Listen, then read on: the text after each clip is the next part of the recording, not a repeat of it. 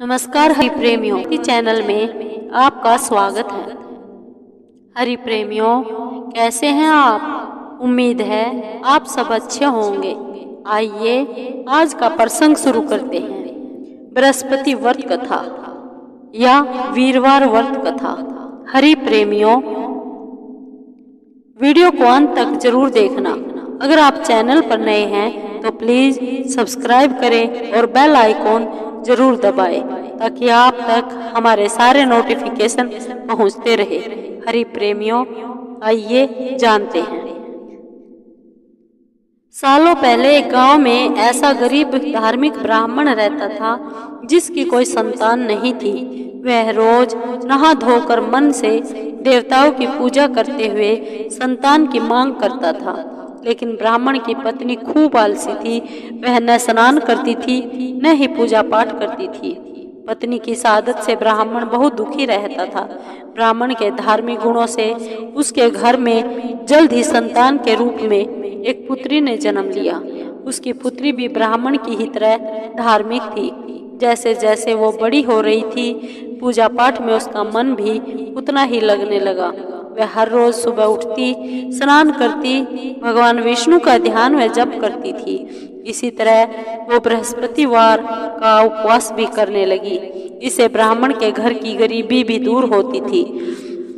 एक दिन पूजा पाठ करने के बाद वह पढ़ने के लिए स्कूल जाती थी। स्कूल जाते समय वह अपनी हाथों की मुट्ठियों में जौ भरकर स्कूल के रास्ते में गिराती थी। जब वह स्कूल से वापस घर के लिए आती तो गिराए गए जौ के दाने सोने में बदल जाते थे, जिन्हें उठाकर वह घर ले आती थी। एक दिन ब्राह्मण की बेटी सोने के जौ सूप में बांध साफ कर रही थी। तभी वहां आकर उसकी माँ ने कहा, बेटी, सोने के जौ को साफ करने के लिए सोने का सूप होना चाहिए।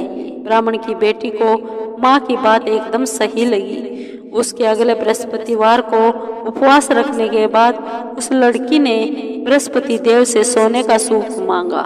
ब्राह्मण की बेटी हर बार पूरे विधि विधान से बृहस्पति देव की पूजा अर्चना करती थी। इससे प्रसन्न होकर भगवान उसकी सारी इच्छाएं पूरी भी कर देते थे। इसी तरह उन्होंने सोने के सूप वाली प्रार्थना को भी स्वीकार कर लिया। अगले दिन हर रोज की तरह ब्राह्मण की बेटी पूजा पाठ करके स्कूल गई और रास्ते में जौ के दाने बोते हुए गई। वापस आते समय जब वह जौ के दाने बीन रही थी तो उसे सोने का सूप भी मिल गया। सोने का सूप लेकर वह घर आई, जिसे उसने सोने के जौ साफ किए। एक दिन इसी तरह ब्राह्मण की बेटी घर के बाहर बैठकर सोने के जौ को सोने के सूप से साफ कर रही थी। तभी उसके घर के सामने से एक राजकुमार गुजर रहा था। राजकुमार ब्राह्मण की बेटी को देखते ही उस पर मोहित हो गया। जब वह अपने महल पहुंचा तो ब्राह्मण की बेटी के मोह में उसने खाना पीना त्याग दिया। जब राजा को यह पता चला तो उन्होंने राजकुमार से इसका कारण पूछा। राजकुमार ने अपने दिल का सारा हाल राजा को बताया। अगले ही दिन राजा अपने मंत्री के साथ ब्राह्मण के घर गया। ब्राह्मण के सामने उसकी बेटी के विवाह का और अपने राजकुमार से करवाने का प्रस्ताव रखा। राजा का प्रस्ताव सुनकर ब्राह्मण काफी खुश हो गया। उसने तुरंत ही विवाह करने के लिए हाँ कर दी। कुछ ही दिनों में राजकुमार और ब्राह्मण की बेटी की शादी हो गई। इधर ब्राह्मण की बेटी शादी के बाद अपने ससुराल चली गई। उधर ब्राह्मण फिर से गरीब होने लगा। उसके बुरे दिन दोबारा वापस आ गए। एक दिन ब्राह्मण अपनी बेटी से मिलने के लिए उसके ससुराल गया। पिता की हालत देखकर उसने बहुत सारा धन देकर ब्राह्मण को विदा किया। बेटी का दिया हुआ धन कुछ ही दिनों में खत्म हो गया और ब्राह्मण गरीबी की वजह से फिर से परेशान हो गया। ब्राह्मण फिर से अपनी बेटी से मिलने के लिए महल गया और उसने बेटी को सारी समस्याएं बताई। अपने गरीब ब्राह्मण पिता की बात सुनकर उसकी बेटी ने कहा, पिताजी, कल आप माँ को लेकर मेरे पास आए। मैं उन्हें बृहस्पति देव के उपवास और पूजन की विधि बताऊंगी। इसे करने से सारी समस्याएं दूर हो जाएंगी। ब्राह्मण ने ऐसा ही किया। अगले दिन वह अपनी पत्नी को लेकर महल में बेटी से मिलने के लिए गया।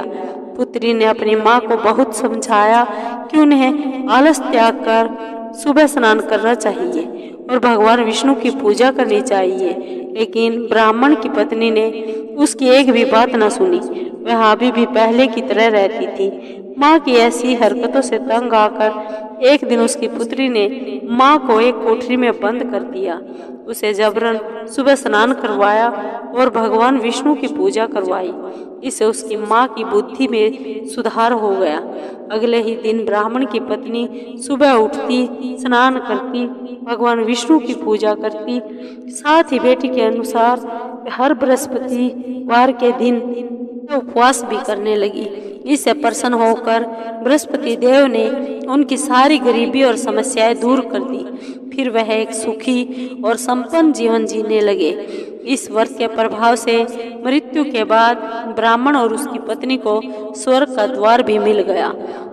आलस्य करने से किसी भी तरह का काम नहीं बनता। आलस्य को छोड़कर सुबह जल्दी उठकर पूजा पाठ करना चाहिए और मन शांत रहता है और सभी मनोकामनाएं भी पूर्ण होती है। हरि प्रेमियों, आपको ये वीडियो कैसी लगी? अगर आपको वीडियो अच्छी लगी हो तो लाइक कीजिए, शेयर कीजिए और कमेंट जरूर कीजिए, सब्सक्राइब कीजिए। धन्यवाद।